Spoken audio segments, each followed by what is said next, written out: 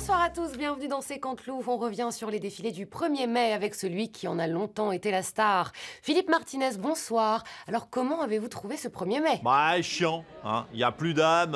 D'ailleurs, ça n'a pas marché, hein. 18 000 personnes à Paris. Montant, souvenez-vous, il y avait 1 million de gens dans la rue. Ça sentait la merguez, ça sentait la sueur. Maintenant que c'est Sophie Binet qui est à la tête de la CGT, on est plus sur une senteur lavande, thé vert au jasmin. Bref, on s'emmerde, quoi. Alors il y a quand même eu Raphaël Glucksmann qui a été empêché de défiler. On lui a jeté des œufs et de la peinture. Bah, évidemment, le 1er mai, c'est la fête du travail. Et Glucksmann, qu'est-ce qu'il y connaît au travail, hein? Il a jamais foutu les pieds en usine, hein? Les seuls ouvriers qu'il a vus dans sa vie, c'est ceux qui lui ont refait son duplex boulevard Saint-Germain. Non, il sent pas la merguez, ce Glucksmann. Merci pour cette analyse. Mais je vous en prie. D'ailleurs, je vous le dis, je suis à la Foire de Paris, donc n'hésitez pas à passer une tête, je suis sur mon stand. Les barbecues vénères. J'y manquerai pas. Jean-Luc Mélenchon, ce sont des militants LFI qui ont empêché Raphaël Glucksmann de défiler. Il a déclaré ces gens qui ont un rapport violent à la démocratie sont dangereux. Petite bichette, il aime pas la violence, le Raphaël. Il aime pas la guerre, il est pour la paix dans le monde et sauver les bébés pandas. Je sais pas s'il peut être élu président un jour, Glucksmann, mais Miss France, il en a le profil. Et c'est pas parce qu'il est juif qu'on l'aime pas, hein. C'est parce qu'il est riche. Pour quelqu'un qui n'est pas antisémite, ça y ressemble quand même. On revient maintenant sur la une de Libération, sur les contrats juteux de Rachida Dati chez Orange et Renault. Bon, on se fait chier, on se casse? Oui, ok, attendez-moi dehors, j'arrive. Ah, merci. Excusez-moi, madame, c'est vous qui avez jeté tous les mouchoirs là-bas? Ah oui, c'est un WC, c'est fait pour ça, non? Oui, mais enfin, c'est la fontaine de Duchamp. Bon, arrêtez, taisez-vous, dégagez, là, j'ai interview. Rachida Dati, bonsoir. Vous avez accusé Libération d'être des amis d'Anne Hidalgo et parlé de conflit d'intérêts. Mais évidemment, cet article a été commandé par la folle dingue d'Hidalgo. On les connaît à Libé, c'est Hidalgo Magazine, Socialo, Hebdo et Gaucho Presse. Tout ça, c'est politique. On veut m'abattre, c'est clair. Libération nie et parle de propos indignes. Mais arrêtez avec les socialistes, on les connaît, hein? Ils font l'amour avec des enfants devant Gabriel Masneff, ils contaminent le sang avec Laurent Fabius, et Mitterrand avait une fille cachée, c'est clair, non? Oui, c'est clair, toujours aussi gentil. Tiens, en ce lendemain de 1er mai, on va voir comment on traite l'actualité chez Pascal Praud. Regardez. Le travail, c'est la santé. Henri Salvador, et oui, la valeur travail, c'est quand même autre chose que d'attendre les aides de l'État. Dans l'heure des pros, nous allons parler de ce jeune surdoué que le monde entier nous envie. Je veux bien sûr parler de Kylian Mbappé. Mais non, Bilger, de Jordan Bardella, qui dans le débat face à Valérie Hayer l'a complètement pulvérisé, laminé, discrédité, c'était pathétique. Non, le débat de ce soir n'a pas encore eu lieu, c'est malhonnête de l'analyser alors. Et alors? Ça c'est quand même extraordinaire, ça c'est bien la gauche. Quand on débrief à chaud, vous dit qu'on est influencé, là je propose un débrief à froid, impartial, et ça va toujours pas. Mais regardez les chiffres, allons.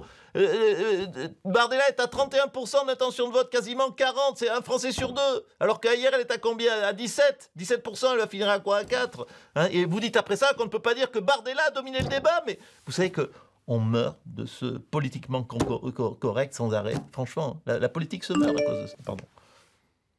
Texto Daniel Guichard, est-ce qu'on dîne bien chez Bardella après le débat? Mais non, mon cher Daniel, on regarde ça chez Marine. Et oui, les débats de Jordan Bardella, c'est comme les matchs de foot, on les regarde entre copains de CNews. Salut à tous. Et si vous faites le dîner entre tout, méfiez-vous, la 13 est fermée. Eh bien, on continue de parler des européennes avec le président qui est notre invité ce soir.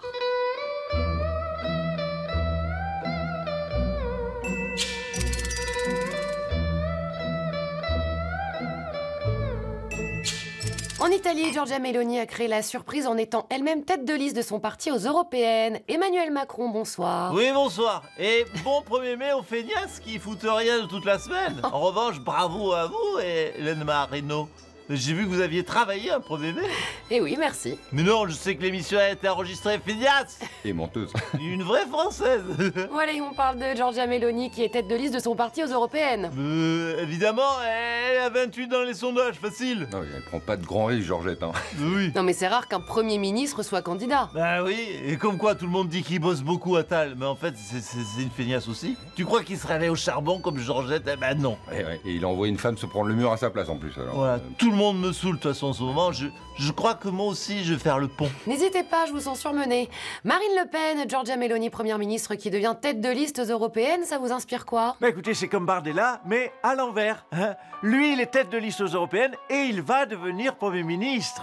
C'est ma Georgette à moi, mon Georges Clooney. Philippe Martinez, vous avez un avis sur Jordan Bardella? Bah il est chiant lui aussi, hein. Il est comme Sophie Binet et Glucksmann. Ils sont fans, voilà. Hein, avant le FN, le 1er mai, c'était quoi? C'était Jean-Marie Le Pen, hein, qui faisait le coup de poing au pied de la statue de Jeanne d'Arc.